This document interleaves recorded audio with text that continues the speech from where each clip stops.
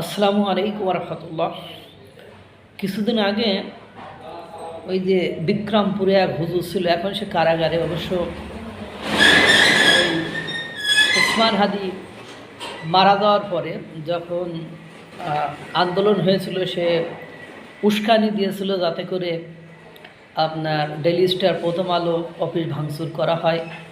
সেই অপরাধে তাকে আটক করে এখন জেলে দিয়েছে। সে ইস্কনকে কালপিট অপরাধী প্রমাণ করার জন্য গাজীপুরের এক মাওলানা তাকে দিয়ে কি একটা নাটক সাজিয়েছিল থানায়, যে কি কাহিনী করেছিল, ইস্কন সন্ত্রাসবাদ, এবাদ সেবাদ, তাদেরকে নিষিদ্ধ করতে হবে বাংলাদেশকে, ইত্যাদি ইত্যাদি। এবং আপনারা জানেন সাবেক ইস্কনের একজন সদস্য আপনার চিন্ময় কৃষ্ণ দাস, তিনি এখন কারাগারে আটক আছেন দীর্ঘদিন। আপনারা সেটা ভালো মতোই জানেন।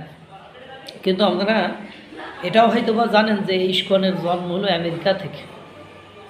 এর ভিত্তি খুব শক্ত, মজবুত। এবং বাংলাদেশের জনগণ যখন এটাকে সন্ত্রাসবাদ, এবাদ সেবাদ, জঙ্গিবাদ, মৌলবাদ বলে আখ্যা দেয়, বা এটাকে বাংলাদেশে নিষিদ্ধ করার জন্য ওই যে ইনায়েতুল্লাহ বিক্রমপুরীর লোকেরা মাঠে নেমে যায়, নাটকও সাজায়। পরবর্তীতে অবশ্য সিসিটিভি ফুটেজ এবং পুলিশদের তৎপরতায় সত্য উদ্ঘাটন হয়। যদি পুলিশ এটা না করতো তাহলে দেখতেন এটা নিয়ে আপনারা ওই সময় যারা নামাজ কালাম পড়েন মসজিদে আমি নিজেও দেখেছি। আমি পরপর 2 জুম্মা এক মসজিদে নামাজ পড়তে গেছি, দেখি ওই মসজিদের ইমাম সাহেব এই এহেন কঠিন বক্তব্য দিচ্ছে যে এই মাওলানারা এ করছে, তা করছে, ল্যাংটা করে বেঁধে রাখছে, পিটাইছে, শিকল দিয়ে, ইত্যাদি ইত্যাদি ইত্যাদি।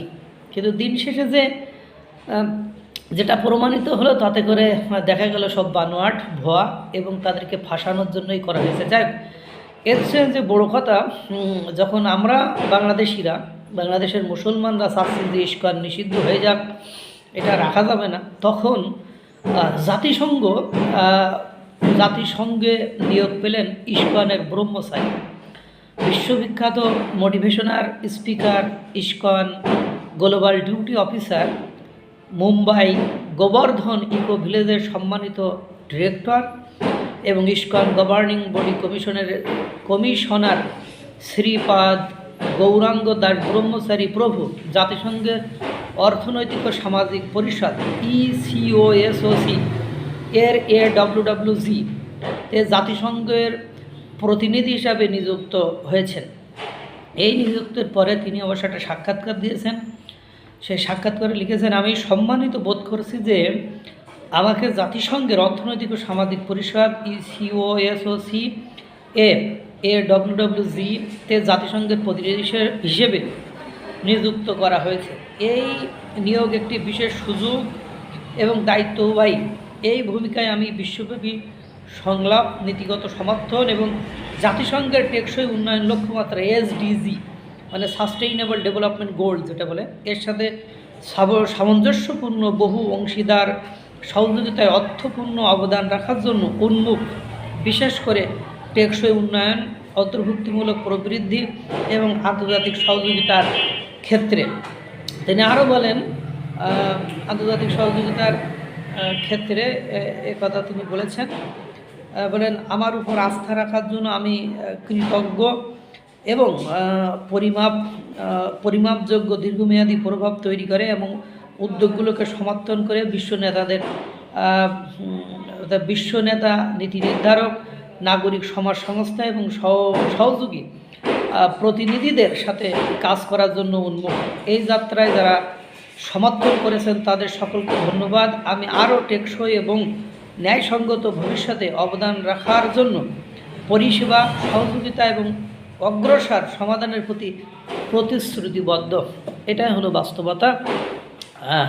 এখন বলেন, আমরা যখন চাচ্ছি যে ইস্কন নিষিদ্ধ হয়ে যাক, তখন জাতিসংঘ তাদের ব্রহ্মচারীকে নিয়োগ দিচ্ছেন।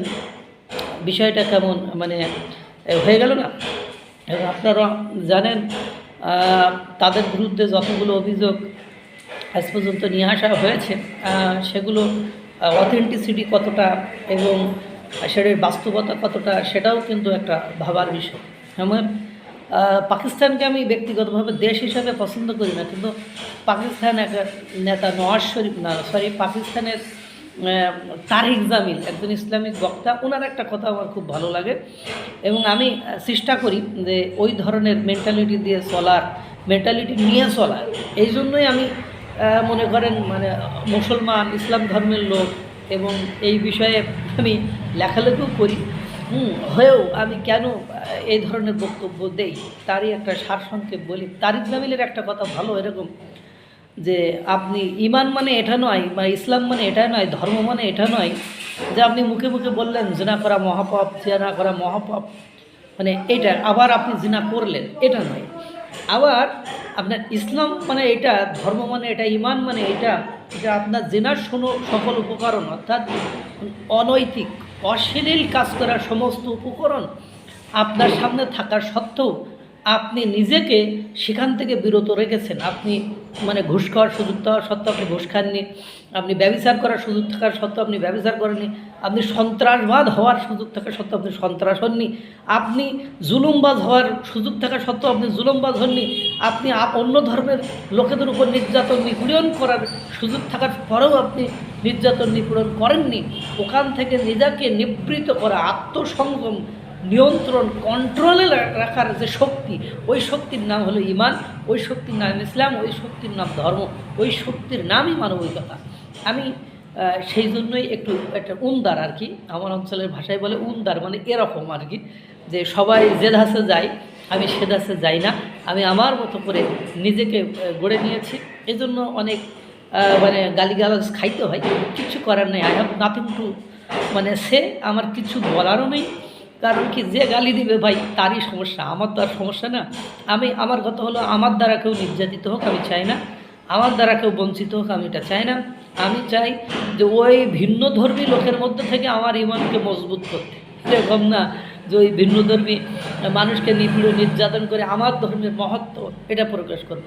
আমি আমার কর্মকাণ্ড, মানবিকতা, মানে স্নেহ, ভালোবাসা, আমার দানশীলতা, এই সব কিছুই আমি সবাইকে নিয়ে করব। কেউ যদি মোটিভেটেড হয়, কেউ যদি উদ্বুদ্ধ হয়ে আমার দিকে চলে আসে তাহলে আমার কিছু করার নেই। কিন্তু নির্যাতন নিপীড়ন করে অন্যকে ছোট করে মানে কোনো কিছু করব এই মানসিকতা আমার আগেও ছিল না, এখনও নেই, আশা করি ভবিষ্যতেও থাকবে না।